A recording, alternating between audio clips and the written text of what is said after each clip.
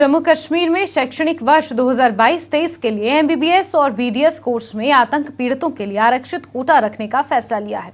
Session 2022-23 के लिए केंद्र पुल से आतंकवाद पीड़ितों के जीवन साथी और बच्चों को सीटें आवंटित की जाएंगी। आधिकारिक अधिसूचना में कहा गया है कि जम्मू कश्मीर द्वारा अपनाई जा रही आरक्षण नीति इस उद्देश्य के लिए केंद्रीय पूल एमबीबीएस और बीडीएस सीटों पर लागू होगी। जो आज फैसला आया है उसका भारतीय जनता पार्टी जम्मू कश्मीर स्वागत करती है।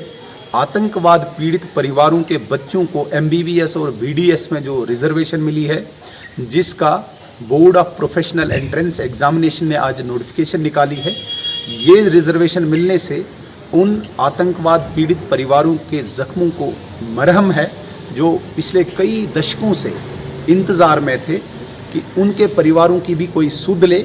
आज जिस प्रकार से गृह मंत्रालय ने ये ऑर्डर निकाला है, उन परिवारों में भी उत्साह है और आम जनमानस भी इसका स्वागत करती है। भारतीय जनता पार्टी भी इस फैसले का तहे दिल से स्वागत करती है।